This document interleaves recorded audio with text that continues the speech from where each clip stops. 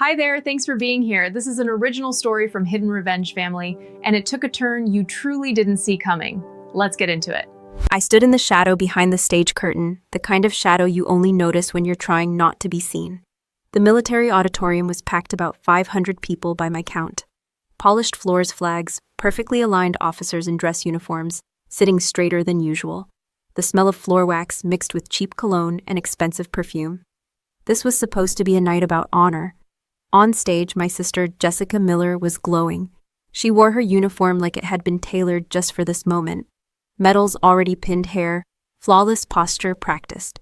She smiled the way she always did when she knew people were watching. The host announced her name and the applause rolled through the hall like thunder. I didn't clap. I kept my hands still and focused on breathing through my nose. The silver star hung from a velvet cushion as the general lifted it. When he pinned it to her chest, the crowd stood. My parents were in the front row. My mother pressed a hand to her mouth, eyes shining. My father wiped his face like he was watching the proudest moment of his life. Jessica stepped up to the microphone. Her voice was steady, confident, the kind of voice people trust without questioning. She started talking about Kandahar, about a night mission gone wrong, about being pinned down by enemy fire, about how she ran through bullets to pull wounded soldiers to safety. I felt my jaw tighten. She described the valley like she'd lived it, the darkness, the chaos, the fear. Then she said the line that made my stomach drop. I didn't think. I just acted. That's what soldiers do. Behind the curtain, I shifted my weight. The movement pulled at the scar across my back, the one I couldn't see but felt every day. It burned sharp and familiar, like it was reminding me it existed. Like it was reminding me I existed. That night in Kandahar wasn't a story to me. It was muscle memory. It was the sound of rounds snapping past my head. It was dirt in my mouth. It was my sister screaming my name because she'd frozen and didn't know what else to do. Jessica kept talking. The audience leaned in. She talked about bravery, sacrifice, brotherhood. She said she'd never forget the men who fought beside her. I looked down at my hands. They were steady. That surprised me. When the applause hit again louder this time, my father stood up. He wasn't scheduled to speak, but that never stopped him.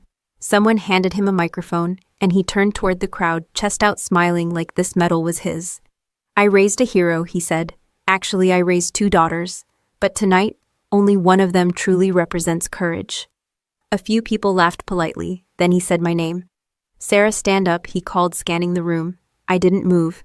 He found me anyway, he always did. Sarah, look at your sister, he continued. Learn from her.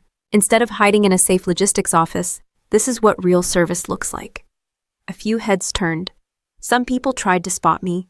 Others looked uncomfortable. My mother didn't look back. She just kept staring at Jessica, like the rest of the world had disappeared. I smiled. It wasn't real, just something I'd learned to do when things like this happened. In my pocket, my fingers closed around the edges of an old scratched memory card. It was warm from my body heat, small, easy to ignore, easy to underestimate, just like me apparently. Jessica thanked our parents from the stage.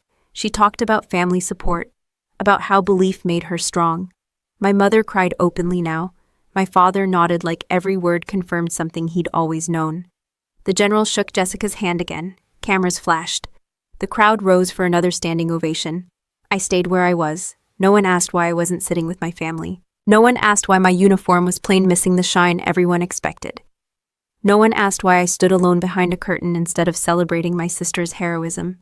That was fine. I wasn't there to be seen. As the ceremony moved on, I watched Jessica from the side.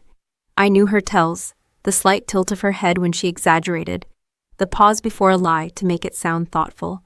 She used them well, she always had. When she stepped off stage, flushed with attention, our eyes met for half a second. Her smile didn't change, but something flickered behind it. Recognition, then relief. She looked away first. I exhaled slowly. The band started playing. People began to mingle. Officers congratulated my parents. I heard phrases drift backstage.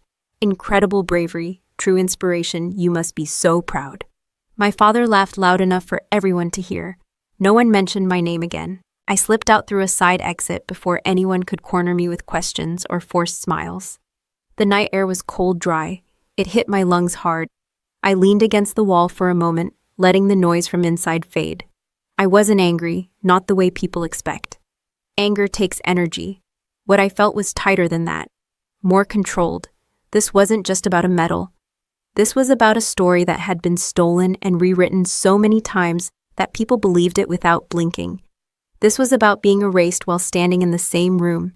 This was about blood on sand turning into a speech written by someone who ran the other way. I pushed off the wall and walked toward the parking lot. My phone buzzed. A text from my mother. Did you see how amazing your sister was tonight? I didn't reply. I opened my car, sat down, and closed the door. For a few seconds, I just sat there, hands on the wheel, listening to my own breathing. Then I pulled the memory card from my pocket and placed it in the center console. I wasn't sure yet what I was going to do with it. But I knew one thing. I was done standing in the dark while someone else took credit for my blood. I drove home that night with the radio off, knuckles loose on the steering wheel, letting the quiet do its job. The house came into view the same way it always had, big porch lights on, curtains open like it was performing for the neighborhood. I parked, sat there for a beat, then went inside because that's what I'd always done. Nothing inside had changed. Same furniture, same family photos arranged like a highlight reel. Jessica was everywhere, prom dresses, trophies, framed smiles. I showed up once, maybe twice, usually cropped to the side. The message was subtle but consistent. My mother was in the kitchen, already dressed down from the ceremony.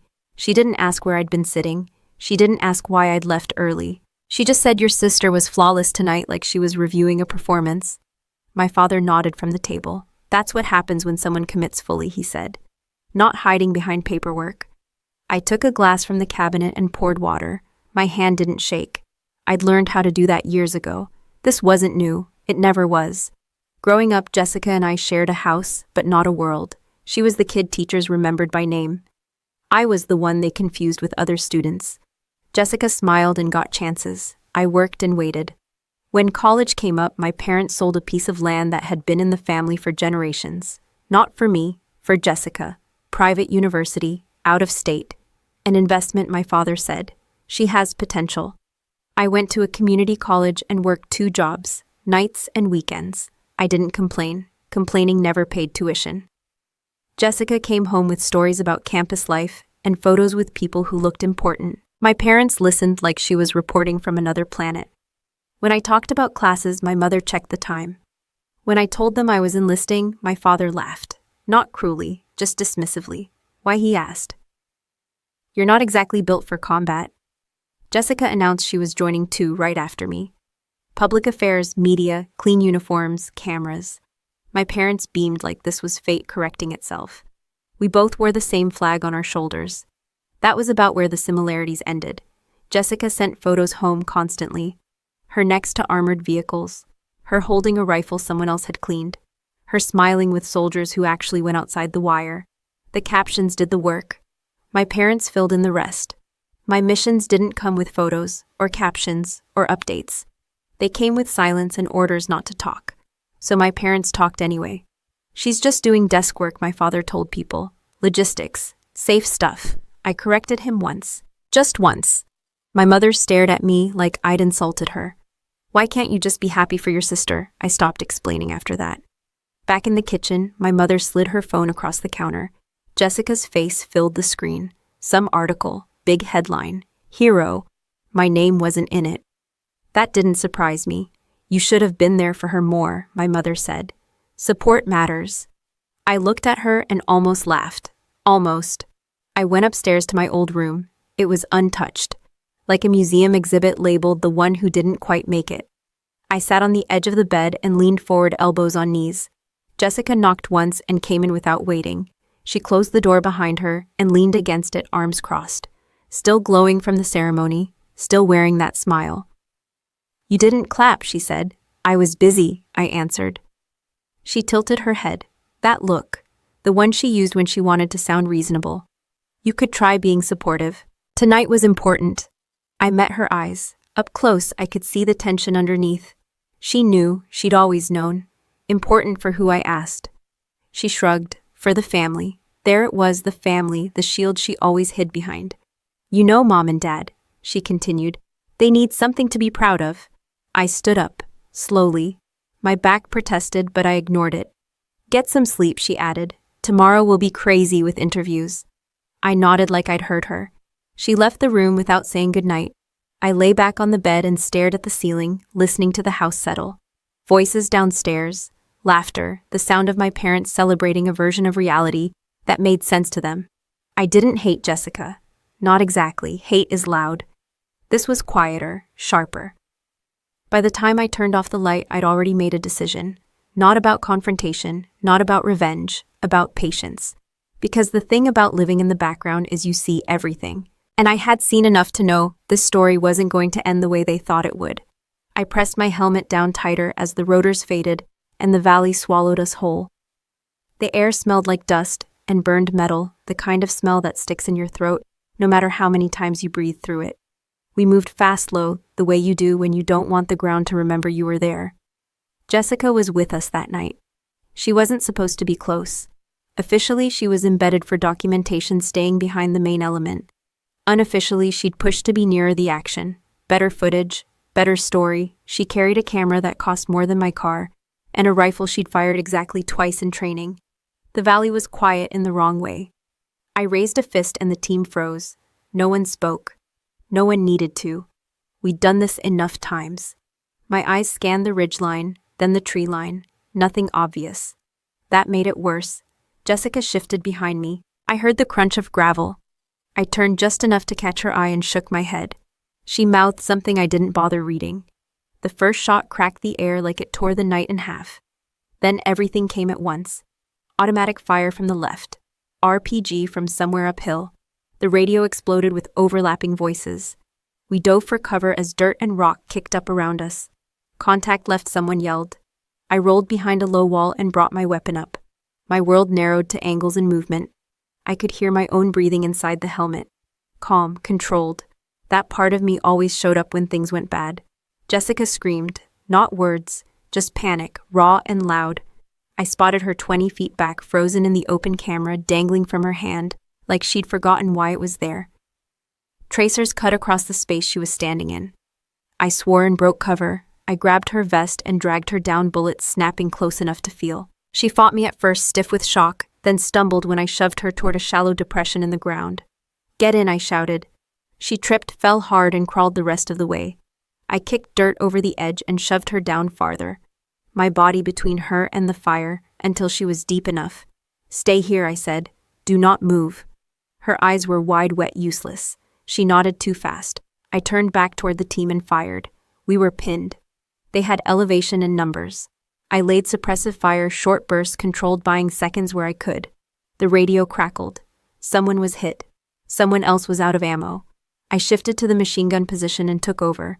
My shoulder absorbed the recoil as I walked the fire across the ridge. It wasn't heroic. It was math, angles, timing, keeping their heads down long enough for us to move. Another explosion rocked the ground. Heat slammed into my back. I didn't feel the shrapnel at first, just pressure, like someone had shoved me hard. I kept firing. The call came through the radio bird inbound. We had minutes, maybe less. Move, I shouted, waving the team back in staggered groups.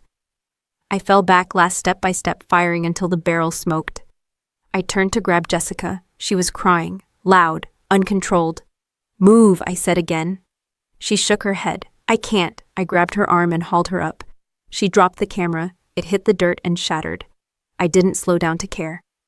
Rounds kicked up dust around our legs as I dragged her toward the extraction point. Halfway there, she yanked free and ran ahead faster than I expected, straight into open ground. Get down, I yelled. She didn't. I sprinted after her. Something exploded behind us. The blast threw me forward. I hit the ground hard, pain ripping through my back like fire. I bit down and pushed up anyway.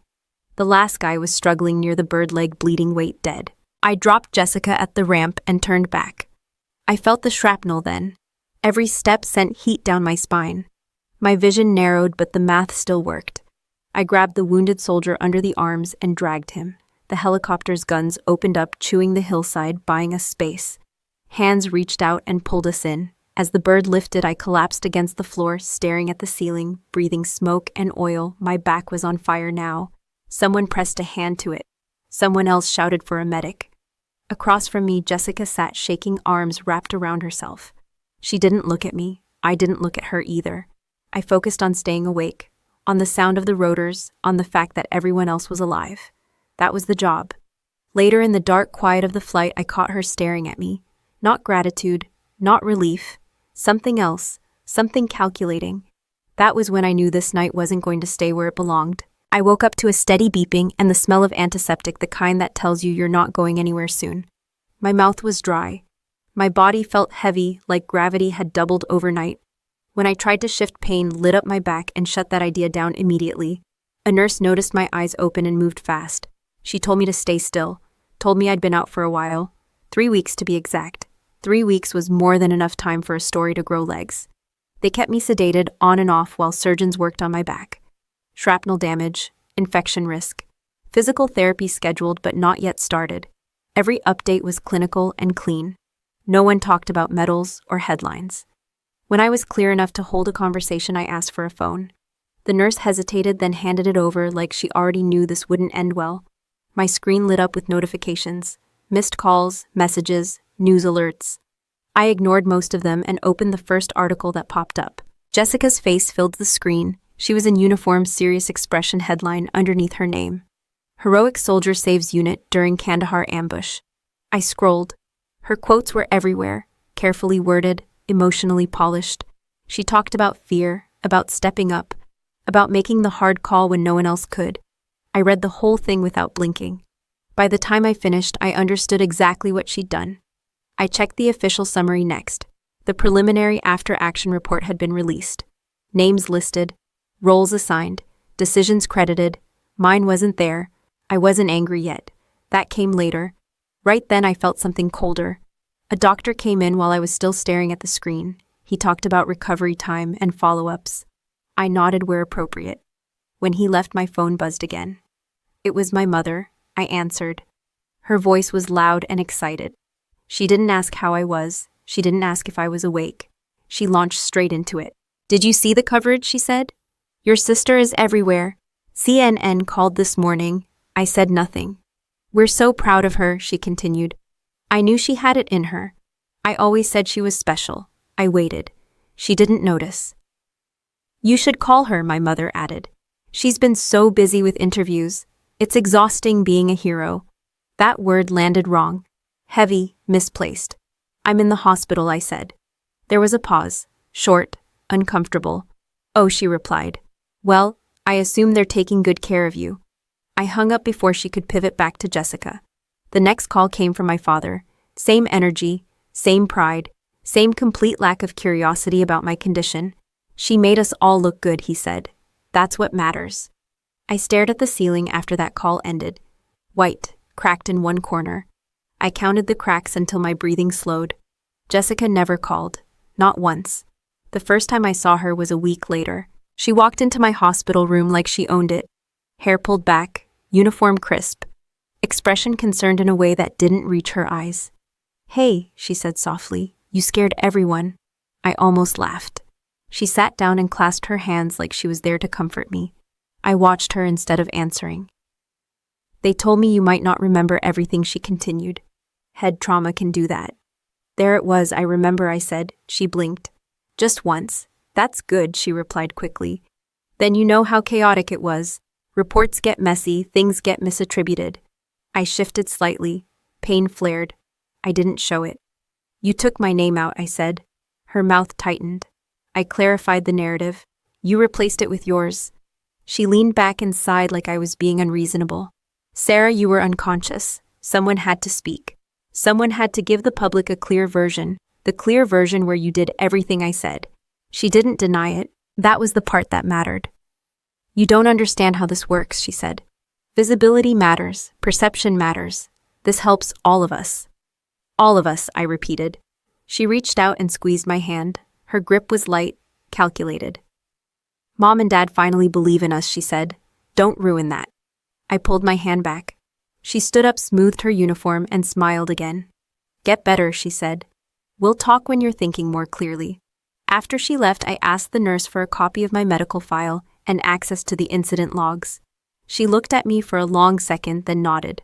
I spent the next few days reading everything: transcripts, timelines, redacted sections. I saw exactly where my name had been removed, exactly where hers had been inserted. It wasn't sloppy, it was intentional. When I was discharged, I went home briefly to pack. My parents barely looked at me. They were too busy coordinating another interview for Jessica. My mother told me not to say anything that could confuse people. That night, I sat alone in my car and listened to a recording I hadn't touched in years. The raw audio from the helicopter's black box, command calls, my voice, her panic. I didn't smile, I just understood something clearly for the first time. Jessica hadn't stolen my credit because she was desperate. She'd done it because she could, and because no one had ever stopped her before. I folded the paper once and slid it back into the envelope, then followed my parents' voices down the hallway. They were in the study, the one my grandfather had built himself when he retired from the army. Thick desk, framed photos of him in uniform. The room always smelled like old books and furniture polish. Jessica was already there, sitting comfortably in his chair, like it had been waiting for her. Everyone looked up when I walked in. My father cleared his throat. "Sit down." I didn't. He exchanged a glance with my mother, then nodded toward the folder on the desk. "This is about your grandfather's estate." That got my attention, not because of money, because my grandfather had been the only one in that family who ever looked at me like I mattered. My mother spoke next. "Your grandfather left instructions. Clear ones." She slid the folder toward me. Inside was a copy of his will. I recognized his handwriting immediately. Strong, precise, no wasted words. "The child who brings the greatest honor to the Miller name shall inherit the farm and the trust. $5 million, the land, everything." Jessica crossed her legs and smiled politely like she was watching a negotiation she'd already won. My father tapped the page. "Given recent events, the decision is obvious." I looked at him. "You already transferred it." He didn't deny it. We didn't see a reason to delay. Jessica leaned forward. "It's not personal," she said. "It's just facts." Facts. That word again. My mother pushed another document across the desk. "We need you to sign this. It formalizes that you're stepping aside. Cleanly." I scanned the page. Legal language, waiver of claims, no contest. I laughed once. Quiet, short. "You're serious," I said. My father frowned. "Don't make this harder than it needs to be." I looked at Jessica. She met my eyes without flinching. "You know," she said softly, "some people serve quietly. Others are meant to lead." I closed the folder. "I bled for this family," I said. My mother waved her hand like she was brushing off smoke. "You chose your path." I thought of my grandfather teaching me how to fix a fence, how he'd said strength doesn't announce itself. I picked up the pen. Jessica's smile widened. I signed. The room relaxed instantly. My father exhaled. My mother nodded like a crisis had been avoided. My father reached into his wallet and tossed something onto the desk. A single $100 bill. "Get yourself a place," he said. "Small, quiet, and don't cause trouble." Jessica leaned in close as I stood. Her voice dropped low enough that only I could hear. "Even when you bleed," she whispered, "people only see who they want to see." I didn't answer. I walked out of that house with one duffel bag and nothing else. No goodbye, no argument, just the sound of the door closing behind me. I slept in my car that night. The next morning I found a warehouse space on the edge of town. Cheap, quiet, no questions asked. Concrete floor, exposed beams. It smelled like dust and oil. Perfect. I brought in a folding table, a chair, and my laptop. Then I locked the door. For the first time since the ceremony, I let myself sit still. I didn't cry. I didn't scream. I opened my computer. The memory card slid into the reader with a soft click. I copied the files. Audio, metadata, timestamps, clean, untouched. Then I made the first call. He picked up on the second ring. "Sarah," his voice was cautious. "You okay? Did you hear what they're saying about Kandahar?" I asked. A pause. Then, "Yeah, did you hear your name?" Another pause. Longer this time. "No. I need you to tell me the truth," I said. "Was I there?" His answer came fast. "You ran the whole damn thing." I closed my eyes. "Would you say that out loud?" I asked. "Yes," he said. "Anytime. That was all I needed." I made 11 more calls. Some were angry, some were tired. All of them remembered. Each voice added weight, context, proof. No one hesitated. By the end of the night, the warehouse felt different. charged, like something had finally started moving.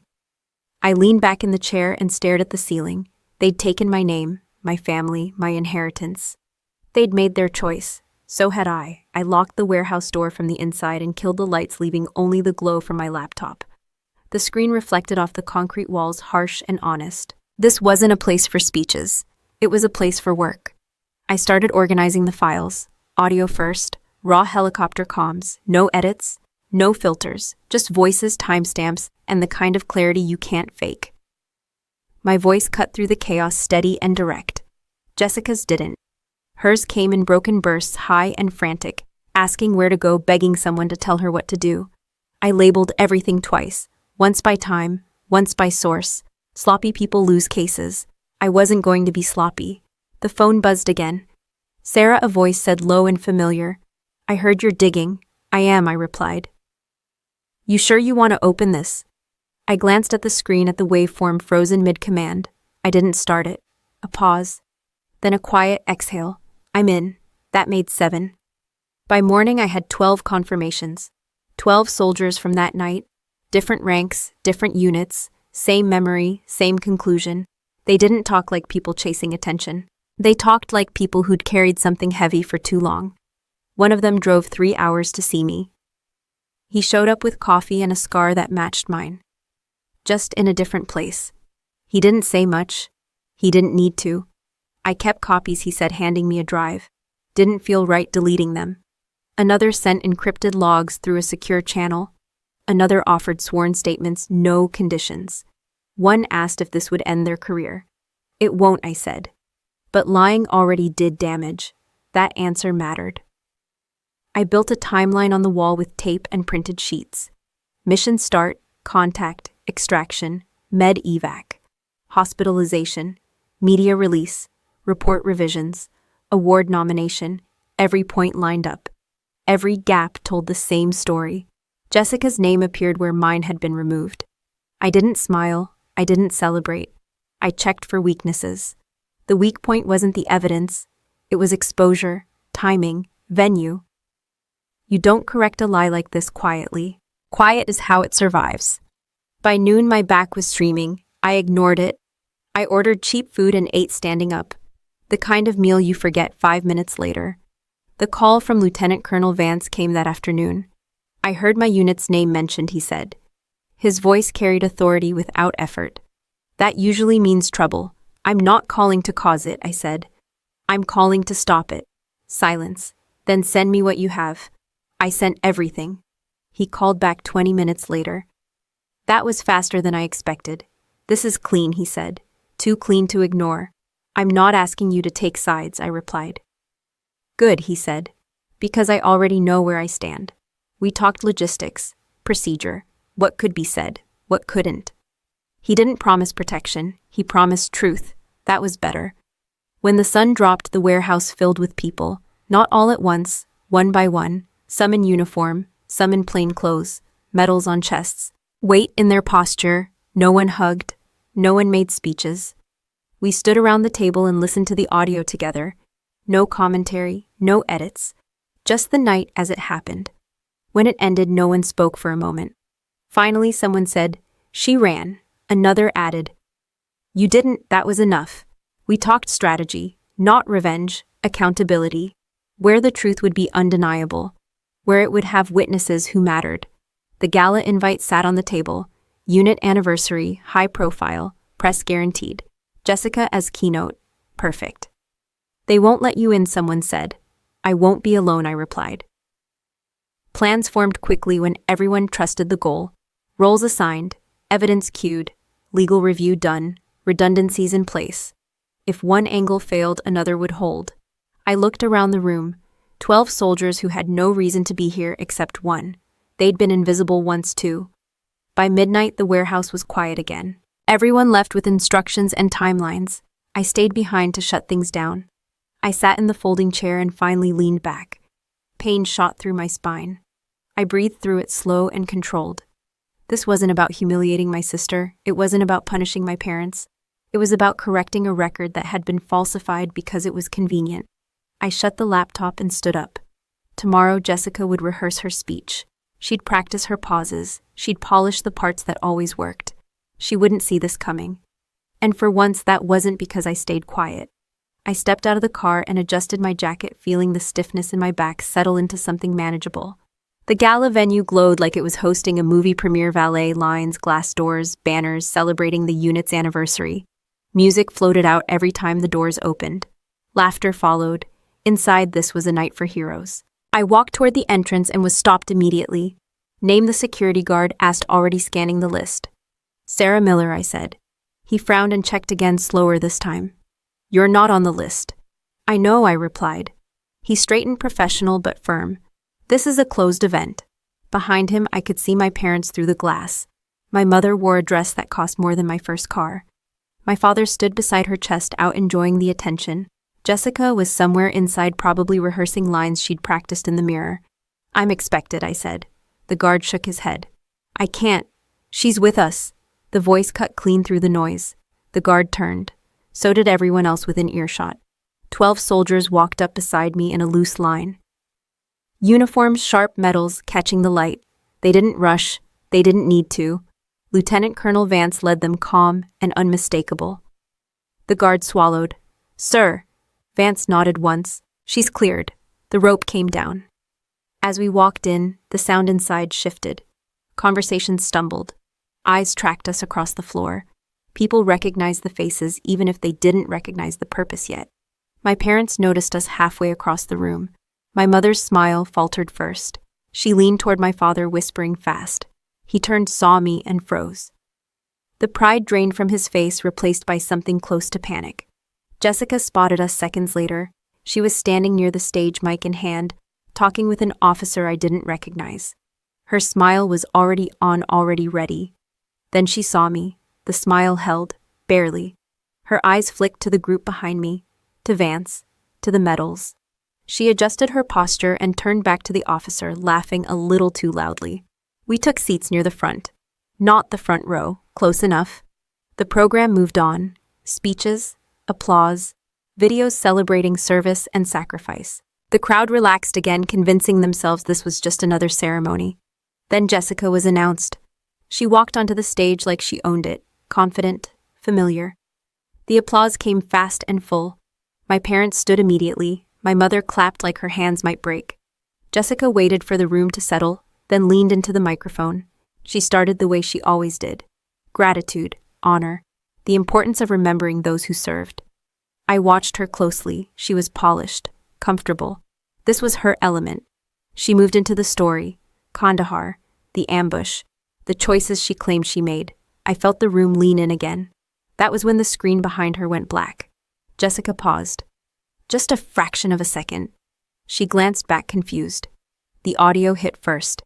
"This is Sarah Miller. I'm holding position. Get my sister out now." My voice, clear, unmistakable. The room stiffened. The video came on next, grainy, unedited. Jessica dropping the camera, turning, running, panic loud and visible. No hero angles, no narration. Someone gasped. Jessica spun toward the screen, then back to the audience. Her mouth opened. No sound came out. I stood up. One by one, the 12 soldiers joined me. We didn't rush the stage. We didn't need to. Vance stepped forward and took the microphone from a stunned staffer. "This footage," he said, voice steady, "is the original record from the Kandahar extraction." Silence swallowed the room. He gestured toward us. These soldiers were there. They will speak to what happened. The first one stepped up. Short, direct. Sarah pulled me behind cover when I was hit. She stayed until I was clear. The next followed. She ran the gun. Bought us time. Another. She dragged 2 of us to the bird. Each statement landed clean. No emotion. No embellishment. Just facts. Jessica stood, frozen, hands clenched at her sides. My parents were on their feet now, not clapping, staring. My mother's face had gone pale. My father looked like the floor had dropped out from under him. Vance turned to them. "You should be ashamed," he said. "You celebrated a lie and dismissed the soldier who actually saved lives." My mother shook her head, small and fast. "That's not." Vance held up a set of dog tags. "Mine." Jessica's breath hitched. The room erupted. Phones came out. Whispers turned into noise. Officers conferred in tight circles. Someone from legal moved toward the stage. Jessica finally spoke. "This is a misunderstanding," she said, voice thin. "The reports were confusing. I never meant," Vance cut her off. "You altered official records." Her eyes darted to my parents. They didn't move. The glass slipped from her hand and shattered on the stage. I didn't feel triumph. I felt still. This wasn't the end. But it was the moment the lie stopped breathing, and everyone in that room knew it. I stayed where I was as the noise swelled, letting it crash into itself. This part didn't need me at the center. The truth was doing fine on its own. Jessica stood on stage like she'd lost gravity. Her hands hovered in front of her, unsure what to do with them. She looked smaller without the story holding her up. An officer from legal stepped forward and spoke quietly to Lieutenant Colonel Vance. Vance nodded once, then turned back to the room. "This event is paused," he said. "Remain where you are." No one argued. The screen behind Jessica switched again. This time it showed timestamps, mission logs, call signs, names. Mine appeared where it should have been all along. Clean, unedited, official. One of the soldiers stepped forward and pointed to the screen. "That's when she took command," he said. "No confusion, no gap." Another added, "We were told to stay quiet because of classification. That order never included lying."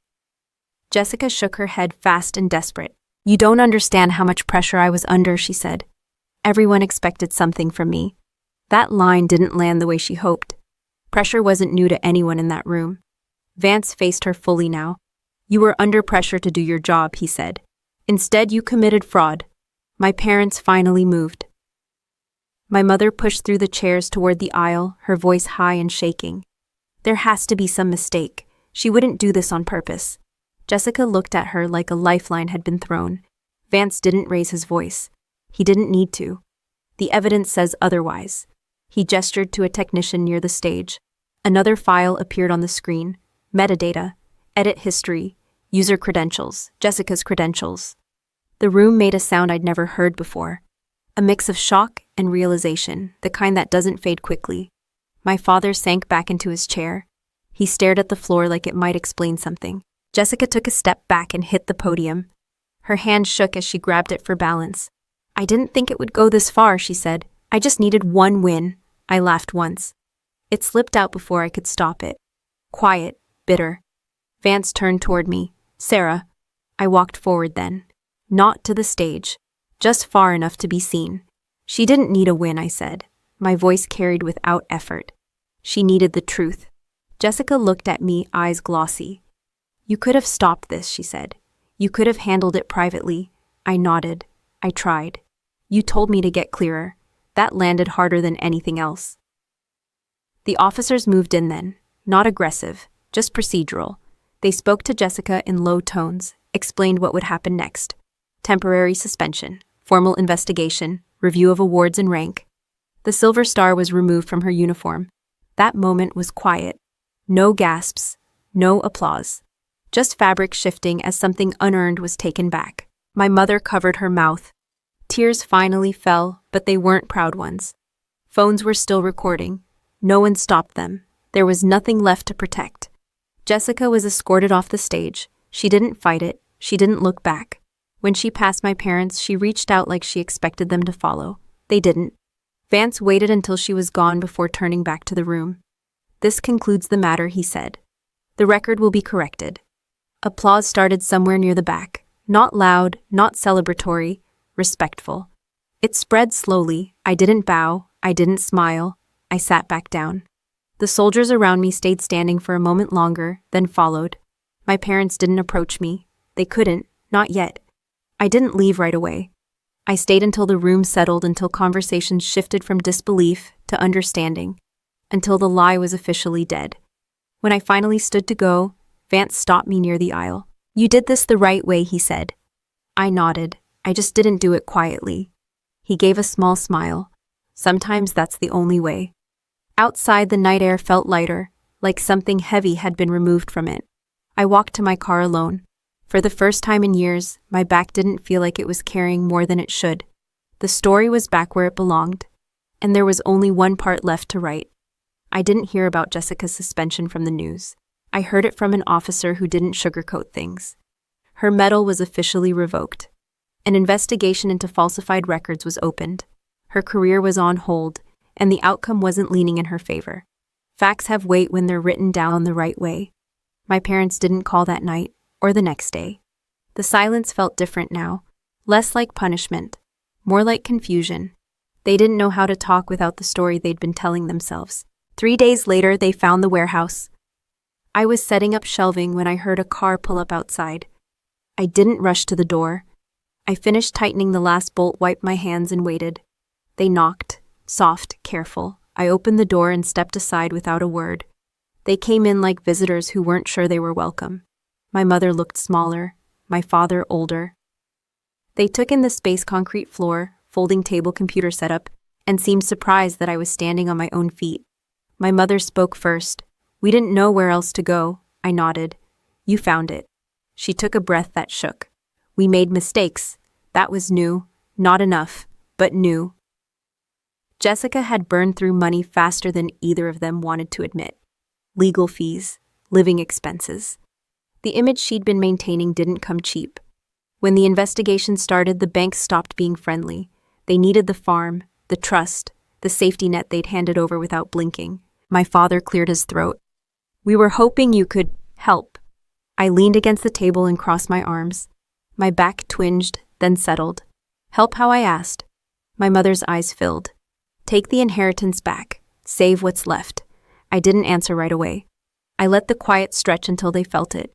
"You told me I was just logistics," I said, "that I didn't matter." My father looked down. "We were wrong." I nodded once.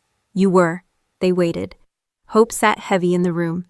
"I'm not angry," I continued, "but I'm not available either." My mother stepped forward. "She's still your sister." "That didn't stop her," I said. "And it didn't stop you." The truth landed without drama. That was the point. I explained what they already suspected. When the fraud was confirmed, the trust conditions triggered automatically. The assets reverted, not to them, to me. Clean, legal, final. My father's shoulders slumped. My mother cried openly. "I'm not taking it to punish anyone," I said. "I'm taking it to do something useful." They looked up. I told them about the center. A place for veterans who didn't come home to applause. Legal help, medical navigation, job placement, quiet support for people who didn't have the energy to explain themselves anymore. My mother whispered my name like she was hearing it for the first time. "This isn't reconciliation," I added. "It's separation." My father nodded slowly.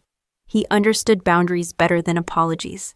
When they left, there were no promises, no forgiveness speeches, just the sound of their car driving away. I locked the door and went back to work. The center opened 6 months later. No banners, no ribbon cutting, just people showing up and getting what they needed. The work was steady, grounded, honest. Sometimes soldiers from the gala came by, sometimes they didn't. Either way was fine. I still had the scar. That didn't disappear. But it stopped hurting in that deep, constant way. Pain loses power when it's not carrying a lie with it. Jessica never contacted me again. I heard updates through others. None of them surprised me. What surprised me was how quiet my life became once I stopped trying to be seen by people who refused to look. I didn't win anything that night. I corrected something. That mattered more. If you've ever watched someone else take credit for your work, your sacrifice, or your pain, and wondered if it was even worth speaking up, what would you have done in my place? Would you have stayed quiet to keep the peace, or told the truth even if it cost you everything familiar? Share your thoughts in the comments. And if stories about accountability, resilience, and real justice matter to you, subscribe to the channel for more. The first morning after everything was over, I woke up expecting to feel lighter. That's what people say happens when the truth finally comes out. They talk about relief, closure, justice, like those things arrive together in a neat package and fix whatever was broken. Instead, I felt empty, not sad, not angry, just quiet in a way I wasn't used to. No adrenaline, no plan, no next move. The fight was over, and I hadn't realized how much of my identity had been built around surviving it. I made coffee and stood there holding the mug, realizing no one was watching anymore. No one was judging me. No one was waiting for me to explain myself. And for the first time, that scared me a little. For years, I'd told myself I just wanted the truth out. That once people knew, everything would make sense. My parents would understand. My sister would admit what she'd done. The imbalance would correct itself. Some of that happened. Most of it didn't. The truth didn't fix my family. It didn't suddenly make my parents insightful or emotionally mature. It didn't turn my sister into a different person. It didn't give me a speech or a standing ovation or a rewritten childhood. What it did give me was something quieter and harder to explain. It gave me permission to stop chasing approval from people who had already decided who I was. That realization didn't hit all at once. It came in small moments, like noticing my phone stayed silent longer than I expected, or realizing I wasn't rehearsing conversations in my head anymore, or catching myself about to justify a decision to someone who no longer had access to my life. I'd spent years trying to be understood by the same people who benefited from misunderstanding me. That's a trap a lot of people fall into, at work, in families, in relationships. We assume that if we just explain ourselves better, work harder, sacrifice more, eventually the truth will be enough. Eventually they'll see us. But some people aren't confused. They're invested. They're invested in the version of you that keeps them comfortable, the one that doesn't challenge their choices or threaten their narrative. And when you step outside that role, it doesn't matter how calm or factual you are. They'll call you difficult, bitter, disloyal. I wasn't punished for lying. I was punished for no longer cooperating with the lie. That's an important distinction. The truth doesn't always cost you the things you value most. Sometimes it costs you the things you thought you needed to survive. Approval, belonging, the illusion of fairness.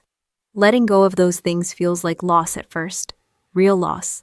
The kind that doesn't show up on paper. But here's what no one tells you. Once you stop chasing validation from people who withhold it as leverage, you get your energy back. Not all at once, but steadily, quietly, in ways that matter. You sleep differently, you make decisions faster, you stop negotiating with your own instincts. I didn't become fearless, I became clearer. Clear about where my responsibility ended. Clear about which relationships were built on mutual respect and which were built on silence. Clear about the difference between keeping the peace and erasing yourself. If you're watching this and you've ever been the person who did the work while someone else took the credit, you already know what I'm talking about. Maybe it was a coworker who presented your idea like it was theirs. Maybe it was a sibling who always got the benefit of the doubt. Maybe it was a parent who decided early on who you were and never updated the file. You don't need to explode to prove your point. You don't need to convince everyone. You just need to stop participating in the version of the story that requires you to stay small. Telling the truth isn't about winning arguments. It's about refusing to lie to yourself anymore. And yes, sometimes that costs you access to people you hoped would choose you differently. That's not failure, that's clarity. I didn't walk away from my family because I hated them. I walked away because I finally respected myself enough to stop asking for permission to exist as I was. If you're standing at that same edge wondering whether telling the truth is worth what it might cost you, here's the most honest answer I can give. It depends on what you're willing to keep losing if you stay quiet. Your peace matters, your integrity matters. And sometimes the bravest thing you can do isn't proving you're right. It's accepting that you no longer need to be seen by people who chose not to look. For a long time, I thought forgiveness was the finish line. That if I could just get there, say the right words, feel the right emotions, everything would settle. Families are supposed to reconcile. That's the story we're told. Especially when things get ugly. Especially when people get hurt. So when my parents showed up at the warehouse, I expected something to crack open inside me. It didn't. I watched them stand there unsure, smaller than I remembered. My mother cried. My father apologized in a careful, controlled way like he was negotiating terms. And I waited for the wave of relief people talk about when they say I forgave them, and I felt free. What I felt was nothing, not numbness, not bitterness, just a clear understanding that forgiveness wasn't the tool I needed. Boundaries were. That realization took a while to accept because we're taught to confuse boundaries with punishment. If you don't forgive people, assume you're holding a grudge, that you're angry, that you want someone to suffer. That wasn't true for me. I didn't want my parents to hurt. I just didn't want them inside my life anymore. There's a difference. Forgiveness is about letting go of resentment. Boundaries are about deciding what behavior you allow near you. One is internal, the other is practical. And sometimes you can forgive someone and still recognize they are not safe for you. In my case, forgiveness would have required pretending something fundamental hadn't happened. It would have required me to minimize years of dismissal, favoritism, and silence. It would have required me to accept an apology that came only after consequences showed up. That's not healing, that's compliance. I realized something else in that moment standing across from my parents. They weren't asking for forgiveness because they finally understood me. They were asking because they needed access. Access to the inheritance, access to stability, access to the version of me who always fixed things quietly and didn't make them uncomfortable. When you've played that role your whole life, people panic when you stop. They call it cruelty, they call it cold, they call it selfish. What they're really reacting to is the loss of control. Setting a boundary doesn't mean you stop caring. It means you stop negotiating your worth. That's a hard shift for families, especially ones built on hierarchy and comparison. If you were the responsible one, the easy one, or the invisible one, your silence was part of the structure. When you speak up or step back, the whole system wobbles. And systems don't like to wobble. Here's the part that doesn't get said enough. Not every relationship is meant to be repaired. Some are meant to be understood, learned from, and then kept at a distance. That doesn't make you ungrateful, it makes you honest. I didn't cut my parents off in anger. I didn't give ultimatums. I didn't deliver a speech about everything they'd done wrong. I just stopped making myself available for dynamics that required me to shrink. That choice came with consequences. There were quiet holidays, awkward explanations, people who didn't understand and didn't try to. But it also came with something else. Peace. Not the loud dramatic kind, the steady kind. The kind that shows up when you realize your nervous system isn't constantly bracing for impact anymore. If you're watching this and you're struggling with the idea of family boundaries, I want to say this clearly. You are not obligated to keep relationships that harm you just because they share your last name. You are not required to forgive on a timeline that benefits other people. And you are not cruel for choosing distance when closeness keeps reopening the same wound. Boundaries don't have to be permanent, but they do have to be real. They don't need to be explained to people who refuse to listen. They just need to be enforced. For some families, forgiveness is healing. For others, structure is. For others, distance is the only thing that stops the damage from continuing. None of those choices make you a bad person. They make you a person who is paying attention. The truth is, not everyone who says family is everything has ever had to protect themselves from their own family. If you have, you already know this isn't about revenge or bitterness. It's about survival. And sometimes the healthiest thing you can say isn't, "I forgive you." It's, "This is as close as I can safely be." That's not failure. That's growth. The center didn't open with a ribbon cutting. No cameras, no speeches, no applause. The first day I unlocked the door, turned on the lights, and waited. That was it. By noon, 2 people had come in. One asked about paperwork for medical benefits. The other just needed a place to sit without being asked questions. Neither of them cared who I was or what I'd been through. They cared that someone showed up and stayed. That's when it clicked. This wasn't about proving anything anymore. For a long time, I thought healing meant turning pain into something impressive, something visible, a success story people could point to and say, "See, it all worked out." That idea is exhausting. Real healing doesn't announce itself. It just changes how you live. I didn't build the center to make a statement.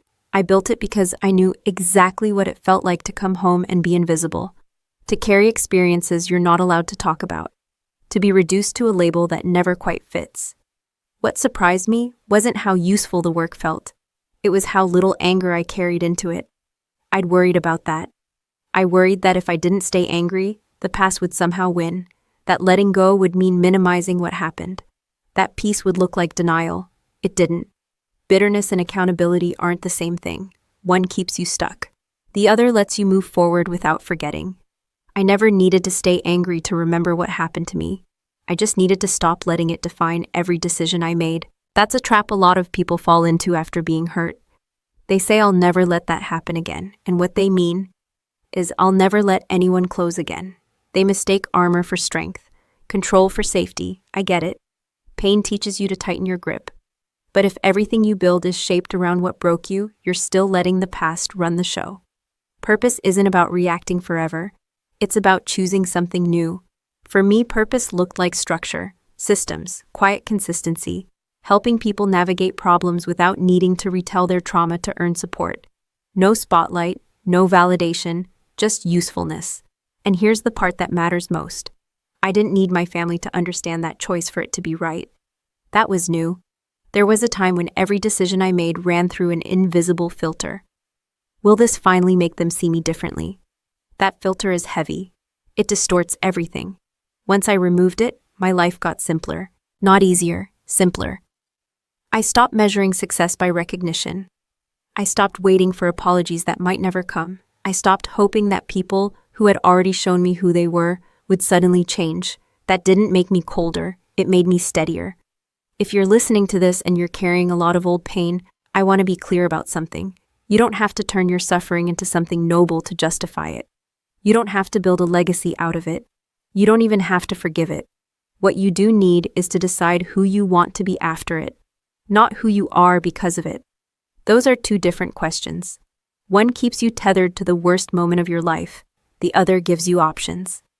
Turning pain into purpose isn't about making meaning out of harm. It's about refusing to let harm be the only thing that shaped you. Sometimes that purpose is big. Sometimes it's private. Sometimes it's helping others. Sometimes it's finally helping yourself. There's no single correct outcome. The only real mistake is building your future as a reaction instead of a choice. I didn't win against my sister. I didn't defeat my parents. I didn't prove anything to anyone who didn't already know the truth. What I did was reclaim my direction. I decided that my life wouldn't orbit around people who couldn't see me clearly. That my value wouldn't depend on being believed by those who benefited from disbelief. That my energy would go into building something that didn't require an audience. That's not revenge. That's freedom. If you're standing at a point where the past feels loud and heavy, ask yourself this one question, not what would make things fair, but what would make you whole. Fairness is external. Wholeness is internal. When you choose the second one, the rest starts to fall into place. Not perfectly, but honestly, and that's enough. Final note. This story is a work of fiction created by artificial intelligence to heighten drama and emotion. But the valuable lessons we discuss are entirely real and continue to happen to many people every day. If this style isn't for you, that's perfectly okay. Please feel free to look for other content that better suits your needs.